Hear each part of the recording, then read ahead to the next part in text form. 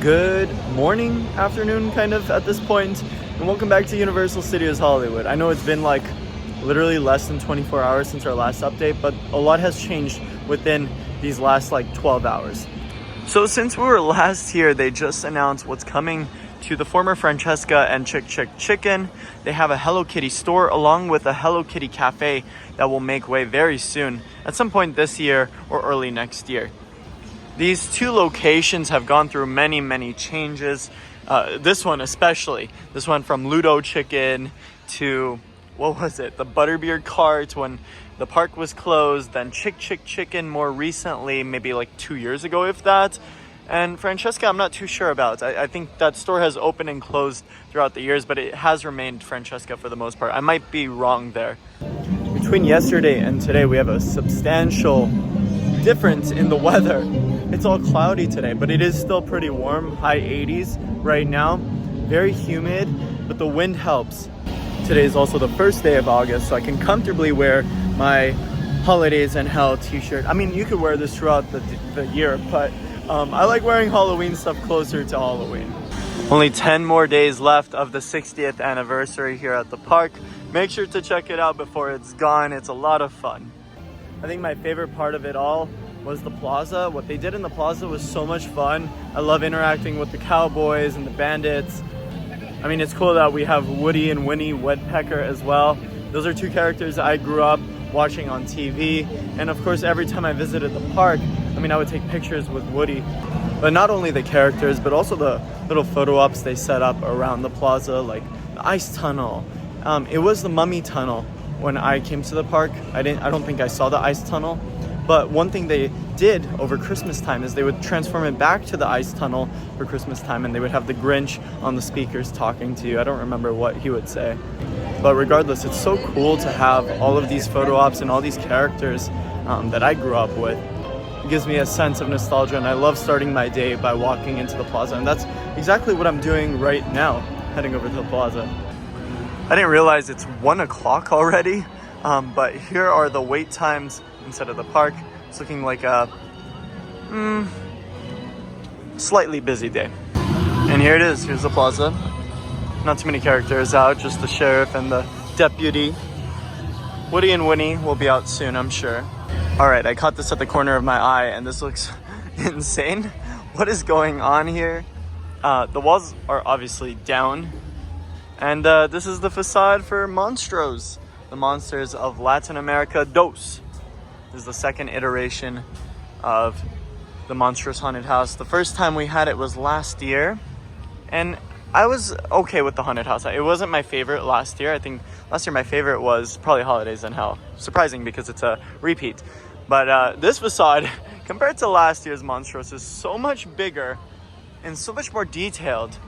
I'm so excited for this one. Lots of intricate details going into this facade. And lots of dolls to accompany the facade as well. I think what they've done with the dolls is pretty messed up, but I like it.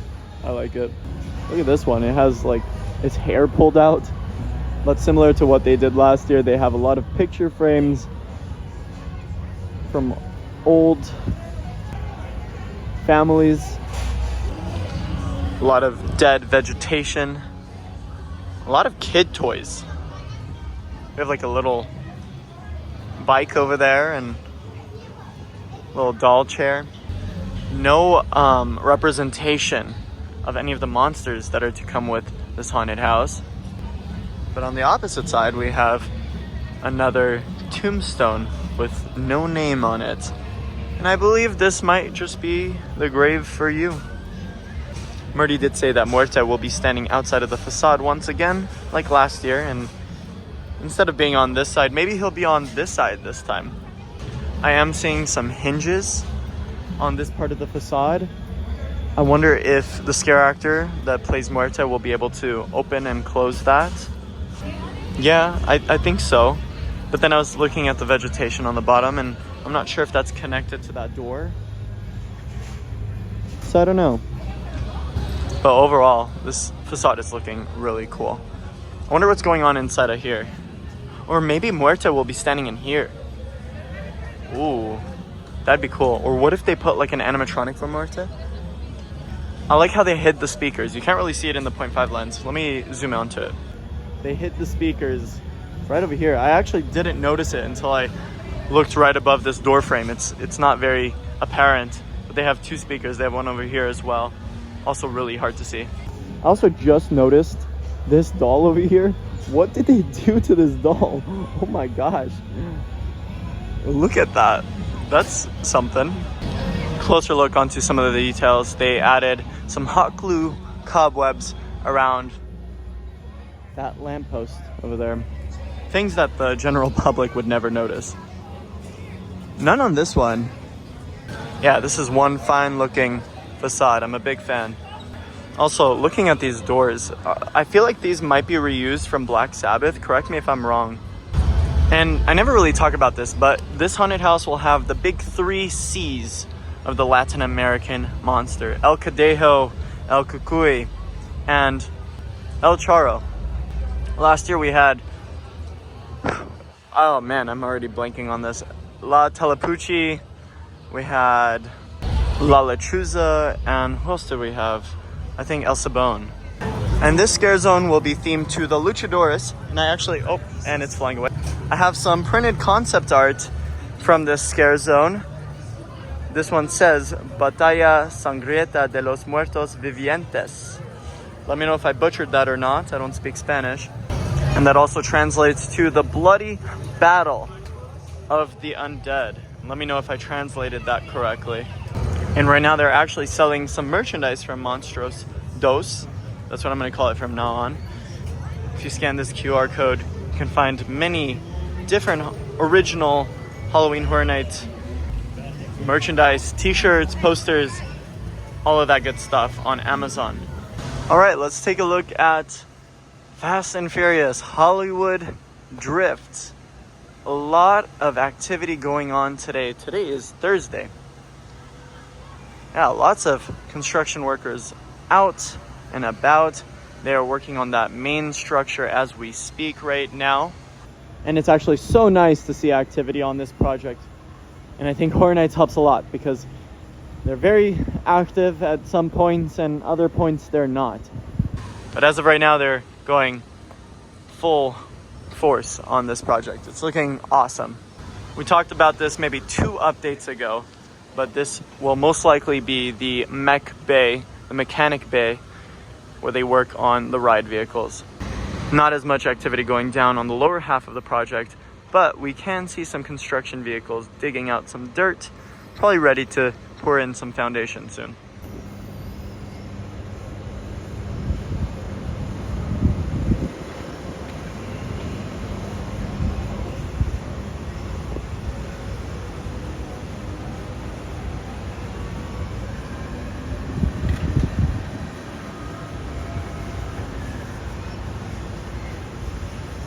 It's kind of scary watching this crane move.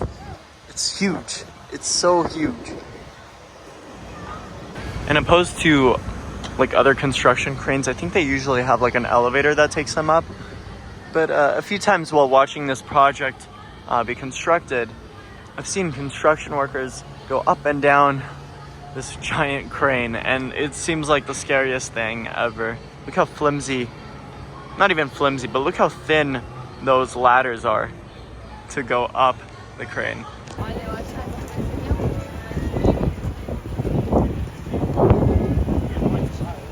In the month of August, we should expect a lot more track installation to happen with the project.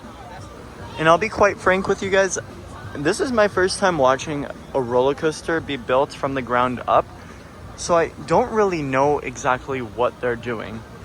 I don't understand how the process works out. Oh wow, I've never seen anything like that. He was literally just pushing that barricade. That's pretty funny. Let's watch it happen again. But to my understanding, once these coaster footers, tongue twister, are up, they'll be able to install the supports. And then after they install the supports, then comes the track. I just noticed this is a great view of the other side of the project.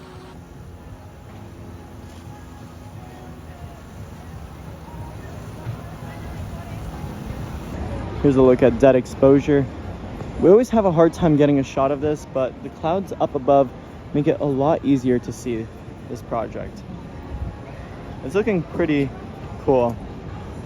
I hope they detail the floor a little bit.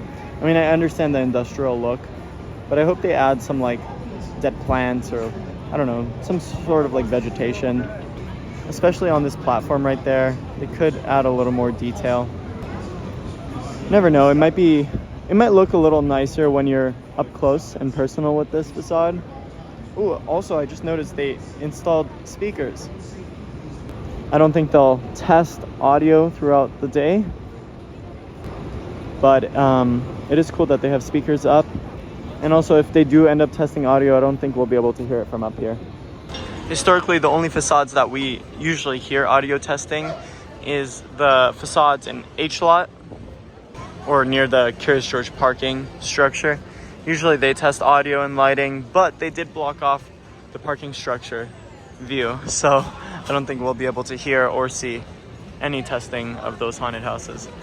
I don't want to go downstairs, but they did install some lights on those fixtures we saw go up yesterday. That big piece of track that we saw earlier this week is still there. Holy smokes. That looks like a drop, or like maybe directly after the launch you go shoot up. I don't know. But that track piece looks bonkers.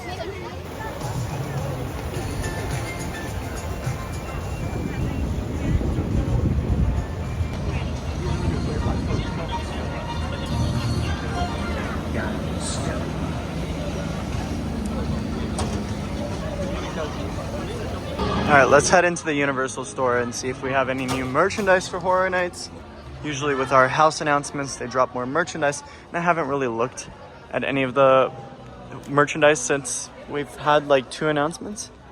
We got the Texas Chainsaw announcement as well as Universal Monsters. As of now, I'm not seeing anything new. Seems like the normal set of Horror Nights merch that we've had. These are newer, but they're not, they've been here for like maybe a week or 2 at this point. This follows like our chainsaw punk design. That scare zone is gonna be so fun. We have a little Boo piece of merchandise over here and an ornament over here as well. What is this, a coaster? Yeah, it is a coaster, I just realized. We'll definitely see some more merchandise later this month. I wonder when they're gonna set up the big Horror Nights display. Since the anniversary ends on the 11th, maybe they'll bring in all the Horror Nights stuff on the 12th or the 13th? Who knows? They paired up a lot of the Universal Monsters merch over here as well. I like these earrings. Those are cool. And the ring over there. Little bride ring, and I think that's a Frankenstein ring. Yeah, it's pretty nice. We also have our fair share of Chucky merch. It looks like they just restocked these fans. They're $18 if you are interested. So nothing like crazy new in terms of Horror Nights merch. Oh, look at this. Creature plushies, creature jerseys. Oh my gosh, we have a Universe line on the creature from the Black Lagoon. This looks sick. Oh, that's awesome. And they obviously had to pair it with the Tristan Eden merch. I hope they restock these. Not on Creature, but I want like the Bride hoodie or the Frankenstein hoodie. Okay, I really dig this t-shirt over here. Oh my gosh. Okay, Universal knew what they were doing with this piece of merchandise. Hi, Universal, quick question. Can we get more of this? Thank you. Oh my goodness. This is my first time noticing this. We have an Invisible Man plushie. Since when? Hello? Wow. I like these t-shirts as well with the Wolfman. Love one with the Bride, Frankenstein. Oh, there's Dracula. That's awesome. I love this. I love this line. And that also comes with hats. Bride of Frankenstein hat, mummy hat. Yeah, that definitely gets me hyped up for all the Halloween Horror Nights merchandise that they're going to put out this year. I'm definitely going to go really hard on buying merchandise this year, especially if they're improving their merchandise designs. Like, this is one of my favorite HHN shirt designs that they've put out so far. And it just shows that they're stepping up their game with merchandise in general. And even the quality of the t-shirts are a lot higher quality, thicker cotton. It might be like a cotton polyester blend. Look at this line to exit the park. I'm gonna bypass all of that here. And that'll wrap up our Horror Nights update here at Universal Studios Hollywood. I'll see you guys very, very soon. Until then, I'm JP, and how they see in the movies. That's a wrap. I'll see you guys in the next one.